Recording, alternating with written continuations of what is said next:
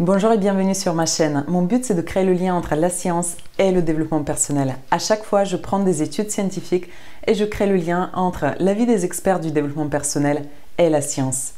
Aujourd'hui, on parle de la prise de décision.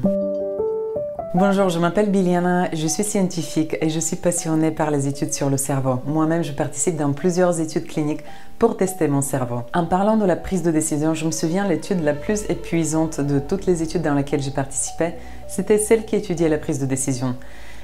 Ça a duré 40 minutes et j'étais épuisée en sortant de là. Donc oui, la prise de décision, c'est pas quelque chose de simple, ça demande beaucoup de ressources cognitives et encore, faudrait savoir comment le faire pour que ça puisse être à la fois raisonnable et à la fois en lien avec qui on est vraiment. Dans cette vidéo, je me suis inspirée des conseils de 4 experts dans le domaine et je vous parle des études cliniques qui nous expliquent comment ça se passe à l'intérieur de nous. Vous allez obtenir à la fois une compréhension du processus décisionnel et à la fois des outils qui aident à mieux décider. La prise de décision est une compétence clé dans le développement du leadership.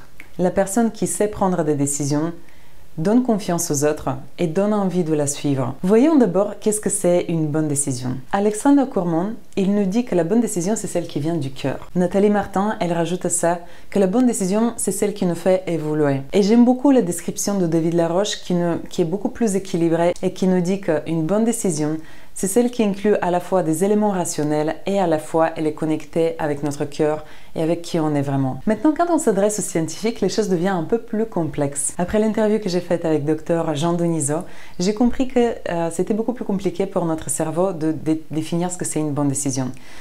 Pour parler de ça, on a besoin de séparer les décisions en deux types. Il y a les décisions qui sont plutôt simples. Ce sont des décisions qui sont basées sur des facteurs objectifs qui sont à l'extérieur de nous. Une décision simple, ça serait le feu passe au rouge et je ne traverse pas. C'est une bonne décision. Et il y a des décisions plus complexes et c'est les décisions dont on va parler dans cette vidéo. Ce sont les décisions qui reposent sur des facteurs à la fois externes et à la fois internes. Donc à la fois objectifs qu'on pourra analyser, qui ne dépendent pas de nous, et à la fois des facteurs qui sont subjectifs et qui sont à l'intérieur de nous. Pour pouvoir prendre une bonne décision de type complexe, on a besoin de tenir compte de ces deux parties, la partie objective et la partie subjective. Et avant de vous donner tous les outils, j'aimerais vous montrer l'équation d'une bonne décision. Maintenant, voyons les outils pour prendre une bonne décision. Comment faire pour prendre une bonne décision? Le premier outil vient de David Laroche, qui avait une vue beaucoup plus équilibrée par rapport à la prise de décision. Donc, il nous dit d'intégrer des éléments rationnels quand on doit prendre une décision. Ça veut dire quoi? Ça veut dire qu'on va aller questionner les gens, aller s'informer, prendre le maximum d'informations autour de nous, lire, regarder des vidéos, passer des coups de fil s'il le faut. On va obtenir le maximum d'informations avant de se mettre à décider parce que ce sont les informations de type objectif, de type externe qui nous dépassent et dont on a besoin de se renseigner. Par exemple, quand on doit choisir entre deux formations différentes, entre deux voyages différents, entre deux partenaires différents ou entre deux personnes qu'on cherche à embaucher, on a besoin de tenir compte de tous ces facteurs externes. Par exemple, je vais passer des coups de fil pour savoir qu'est-ce qu'il propose l'une des deux formations et l'autre. Je vais passer des coups de fil pour savoir qu'est-ce qui inclut le premier voyage et le deuxième. Je vais regarder le CV du premier candidat et le CV du deuxième candidat. Et également, je vais faire la même chose avec les partenaires de vie. Je vais étudier au maximum le monde de l'un et le monde de l'autre, si je dois choisir entre les deux. Maintenant, vous vous en doutez bien que ça ne suffit pas. Et je ne vais jamais oublier cette soirée que j'ai passée avec une amie qui se posait la question si elle devait accoucher naturellement ou par césarienne. Et donc elle a passé la première moitié de la soirée à discuter avec une personne et la deuxième moitié de la soirée à discuter avec une autre personne. En partant de là, elle me dit « j'ai pas plus avancé que ça ». Dans la première partie de la soirée, j'avais quelqu'un qui avait tous les arguments pour me dire que c'est super d'accoucher de manière naturelle. Et la deuxième partie de la soirée, j'ai passé avec quelqu'un qui avait tous les arguments pour me dire que la césarienne, c'était la chose la plus adaptée pour ma situation. Donc, elle avait tous les pour et les contre, elle avait tous les arguments de chaque côté, mais ça ne suffisait pas pour décider. Avant de vous dire pourquoi c'est pas suffisant, j'ai besoin de vous partager 2 chiffres par rapport à notre cerveau. Est-ce que vous saviez qu'en une seconde, consciemment, nous sommes capables de collecter environ 40 informations? Ça paraît déjà énorme. Mais attendez un instant, parce qu'en même temps, en une seconde, notre inconscient est capable de collecter 1,2 million d'informations.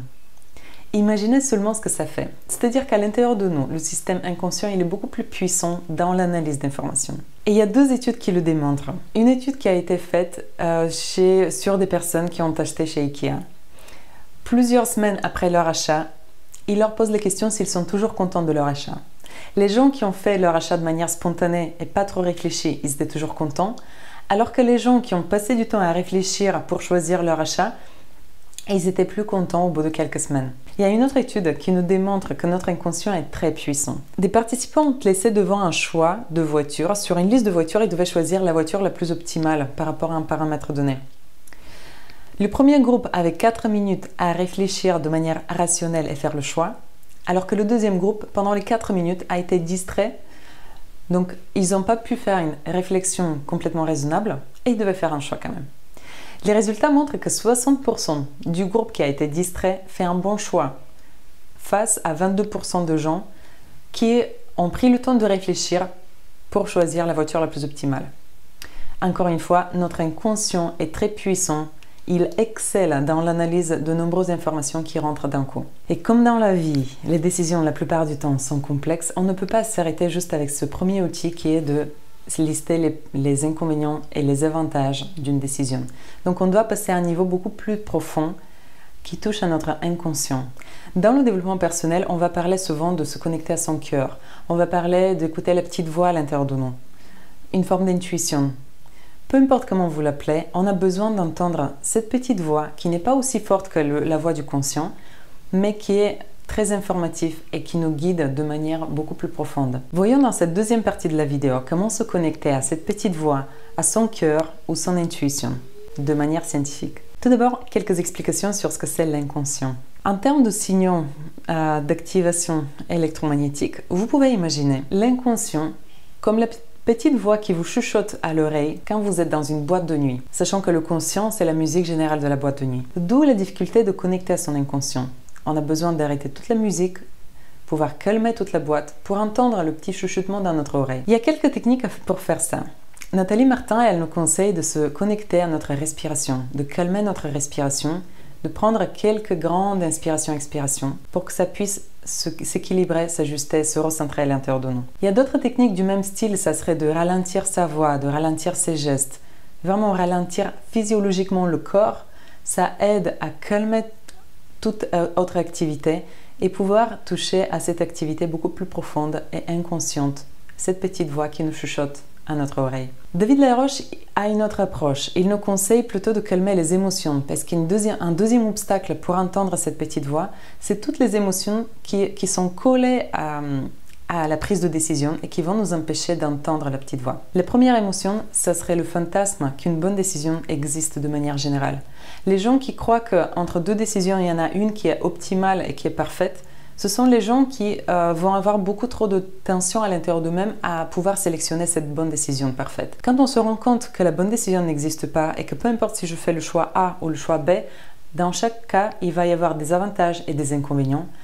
Là, je calme cette petite voix du fantasme et je peux calmement décider. La deuxième émotion qui nous empêche à entendre cette petite voix, c'est la peur de faire une mauvaise décision. Beaucoup de gens, par peur de faire la mauvaise décision, ils sont bloqués devant les choix et ils sont bloqués dans l'émotion. Ils n'ont pas accès à leur propre ressenti, à leur cœur, intuition, petite voix, peu importe comment vous l'appelez, parce qu'il y a la peur de faire la mauvaise décision. Pour que c'est la peur de faire une mauvaise décision, c'est de se rendre compte que la mauvaise décision n'existe pas en réalité. Pour dire que quelque chose c'était une mauvaise décision, il faut arrêter le temps.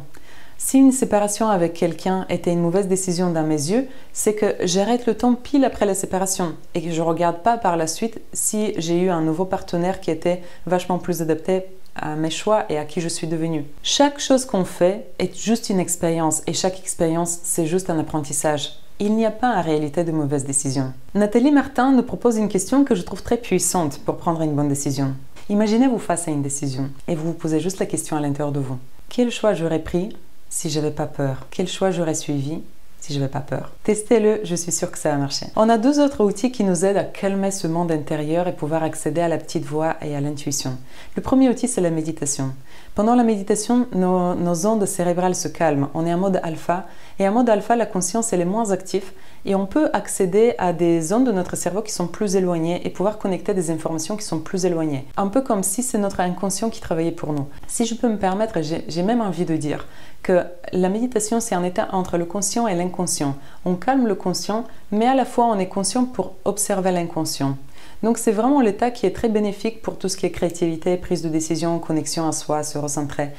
de se mettre à méditer sans chercher à évacuer les pensées, mais plutôt juste à les observer. Et dans la même démarche, on peut aller encore plus loin et prendre une sieste. Imaginez que vous avez collecté le maximum d'informations et vous vous mettez à dormir juste après. En fait, je vous dis ça, c'est pas moi qui l'invente, c'est le mathématicien Poincaré qui a utilisé cette approche pendant des années pour trouver les bonnes idées pour être créatif. Parce que ce qui se passe, c'est que pendant le sommeil, notre inconscient va réorganiser les informations. Il y a plein d'études scientifiques qui montrent que les souris qui doivent apprendre à traverser un labyrinthe sont beaucoup plus efficaces après avoir dormi que sans dormir. C'est-à-dire que pendant le sommeil, il y a une connexion d'idées et de petits éléments de mémoire qui vont faire que l'idée qui va sortir après notre sommeil va avoir une vue beaucoup plus globale et ça serait beaucoup plus simple à résoudre le problème.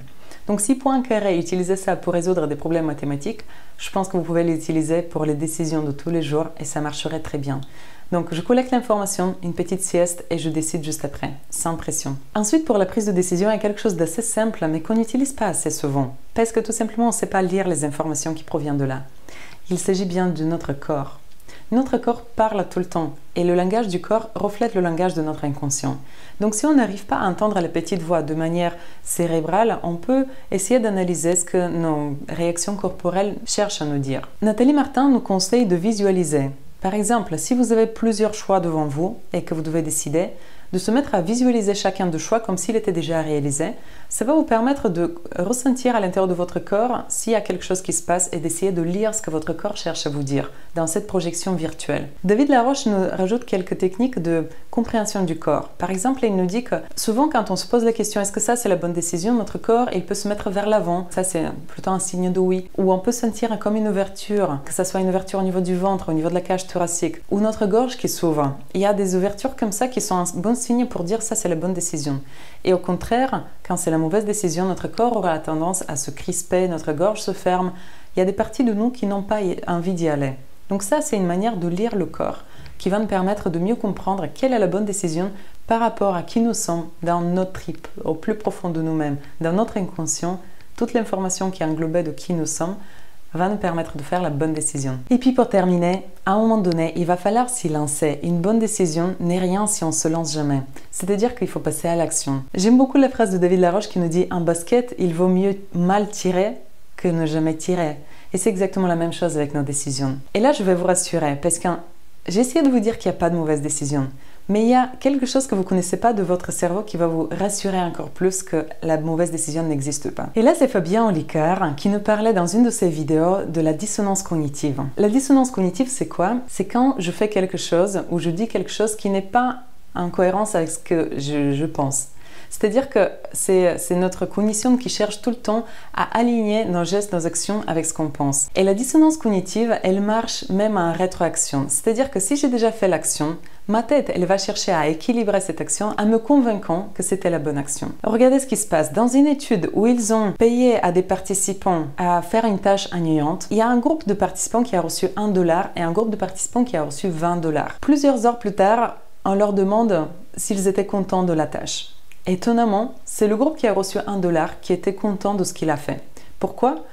Parce que le groupe qui a reçu $20, il s'est dit « Bon, la tâche elle était ennuyante, mais j'ai été au moins bien payé, donc c'est normal que je l'ai faite. » Alors que le groupe qui a été payé $1, donc pas grand-chose, pour faire une tâche ennuyante, il avait besoin de s'expliquer et se convaincre soi-même que la tâche elle était intéressante. Et c'est ce qui se passe à l'intérieur de nos têtes. Une fois la décision prise, une fois que l'action a été faite, on a un mécanisme qui met en cohérence tout ce qu'on a fait pour nous rassurer que ce qu'on fait, c'est bien. Regardez comment ça se passe parfois quand on fait un achat qui est excessif, qui est trop cher, et que par la suite on se rend compte que la qualité n'y est pas.